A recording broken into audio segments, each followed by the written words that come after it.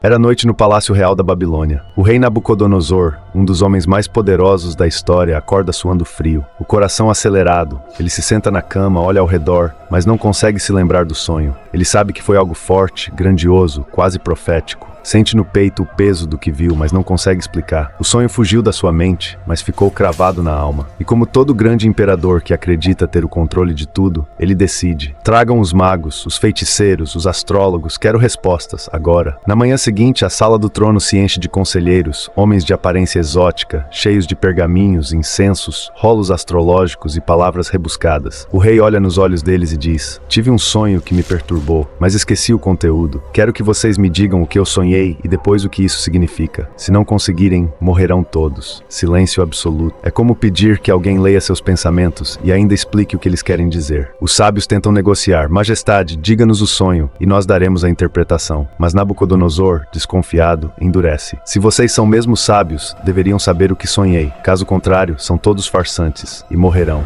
O pânico toma conta do palácio. A ordem é dada. Todos os sábios do reino devem ser executados. E isso incluía Daniel e seus amigos. Quando a notícia chega até Daniel, ele não se desespera, ele pede tempo. Não para fugir, não para inventar uma desculpa, mas para fazer a única coisa que sabia fazer, orar. Daniel reúne seus amigos, Ananias, Misael e Azarias, e diz: vamos clamar ao Deus dos céus para que nos revele esse mistério. Nossa vida depende disso. Mas mais do que isso, o nome de Deus precisa ser glorificado nessa terra pagã. E ali, no meio da crise, em um quarto simples de um palácio estrangeiro, 4 jovens dobram os joelhos e o céu se move. Naquela noite, Deus revela o sonho a Daniel em uma visão, de forma clara, completa, sobrenatural. Daniel vê tudo, a estátua, os materiais, os reinos que ela representa, a pedra que a destrói, tudo. E ao acordar, ele não sai correndo para o rei. Antes, ele agradece. Daniel louva a Deus com palavras profundas. Seja bendito o nome de Deus para todos, porque dele é a sabedoria e o poder. Ele revela o profundo e o escondido. Ele conhece o que está em trevas e com ele mora a luz. Só então Daniel é levado até o rei. A sala se enche de tensão. Todos esperam mais um fracasso, mais um homem a ser decapitado. Mas Daniel olha para Nabucodonosor e diz: nenhum sábio, encantador ou adivinho pode revelar o mistério que o rei perguntou. Mas há um Deus no céu que revela segredos. E ele revelou a mim o teu sonho. O rei fica em silêncio. Daniel então descreve detalhadamente o sonho. Tu, ó rei, viste uma grande estátua. A cabeça era de ouro puro, o peito e os braços de prata, o ventre e as coxas de bronze, as pernas de ferro e os pés em parte de ferro e em parte de barro. Então uma pedra foi cortada sem auxílio de mãos humanas. Ela feriu a estátua nos pés e a destruiu completamente. E essa pedra se tornou um grande monte que encheu toda a terra. Daniel continua explicando: a estátua representa reinos, tu és a cabeça de ouro. Depois de ti virão outros reinos inferiores. Mas no fim, o Deus dos céus estabelecerá um reino eterno que nunca será destruído. Essa é a pedra. O rei fica pasmo, chocado, sem palavras, como um homem que viu sua alma ser desvendada por completo. Então Nabucodonosor se curva diante de Daniel, algo que nenhum rei fazia, e declara: certamente o vosso Deus é o Deus dos deuses, e o Senhor dos reis, e o revelador de mistérios. Daniel não só salvou sua vida e a de seus amigos, como testemunhou o poder de Deus diante de toda uma geração. E mais, foi promovido, ganhou autoridade, posição de honra e ainda colocou seus amigos em cargos importantes. Mas o mais importante foi que Deus mostrou desde cedo que com oração e fé, até o impossível se torna visível. Nabucodonosor não esqueceu o sonho da estátua. Pelo contrário, ele ficou obcecado. No sonho que Daniel interpretou, o rei era apenas a cabeça de ouro. Depois dele, viriam outros reinos. Mas Nabucodonosor, orgulhoso, não aceitou esse destino. Ele queria mais, queria eternizar o seu poder. Então, num ato de pura arrogância, ele manda construir uma estátua colossal. Mas desta vez não era uma cabeça de ouro, era uma estátua toda de ouro, dos pés à cabeça. Era como se ele dissesse: não haverá reino depois do meu, eu sou eterno, eu sou tudo. A estátua foi erguida no campo de Dura, uma planície ampla, um lugar visível de longe, como se fosse um outdoor da soberba. Ela media cerca de 27 metros de altura e 2,7 metros de largura. Para a época era um monumento impossível de ignorar, mas a ambição do rei não parou por aí. Ele manda convocar todas as autoridades do império, governadores, prefeitos, conselheiros, juízes, oficiais, gente de todas as nações, tribos e línguas. A ordem era clara. Quando a orquestra tocasse, trombetas, harpas, flautas, todos deveriam se prostrar diante da estátua. Quem não se ajoelhasse matasse, seria jogado vivo numa fornalha ardente. A música toca, milhares se ajoelham, mas 3 homens permanecem de pé: Sadraque, Mesaque e Abednego. Eles não gritam, não protestam, apenas se recusam a dobrar os joelhos. Eles sabiam que aquela estátua era símbolo de idolatria, de vaidade, de uma afronta contra o Deus vivo, e sabiam o risco, mas mesmo assim ficaram firmes. A notícia correu, e logo os invejosos correram até o rei. Ó rei, não foram 3 hebreus que tu colocaste como líderes sobre a província da Babilônia? Pois eles não te respeitam, não adoram tua estátua, e se recusaram a se prostrar. Nabucodonosor fica furioso, mas decide dar uma segunda chance. Vou mandar tocar a música de novo. Se vocês se ajoelharem, tudo certo. Se não, serão jogados na fornalha. E qual Deus poderá livrá-los das minhas mãos? É aí que vem uma das respostas mais poderosas da Bíblia. Os 3 amigos respondem com calma, sem hesitar: ó rei, não precisamos nos defender. O Deus a quem servimos pode nos livrar da fornalha, e ele nos livrará. Mas ainda que ele não nos livre, saiba que não serviremos teus deuses, nem adoraremos tua estátua de ouro. Foi como jogar gasolina no fogo do orgulho do rei. Nabucodonosor manda aquecer a fornalha 7 vezes mais que o normal. Ela fica tão quente que os soldados que se aproximam para lançar os hebreus morrem queimados só de chegar perto. Sadraque, Mesaque e Abednego são amarrados e lançados no fogo.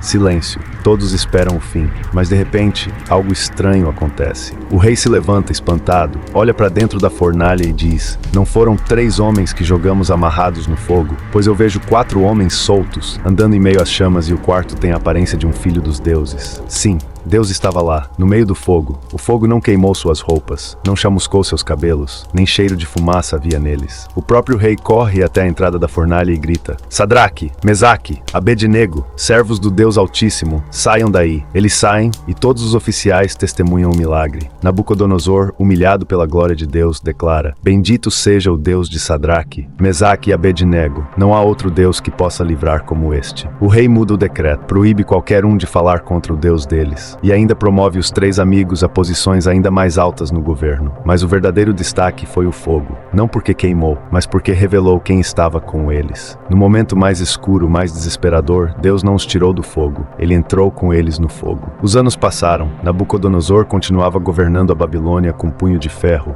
mas algo o atormentava. Mais uma vez ele teve um sonho. E novamente, ele sabia. Aquilo vinha de Deus. Mas agora não era sobre estátua, nem sobre ouro. Era uma árvore gigantesca.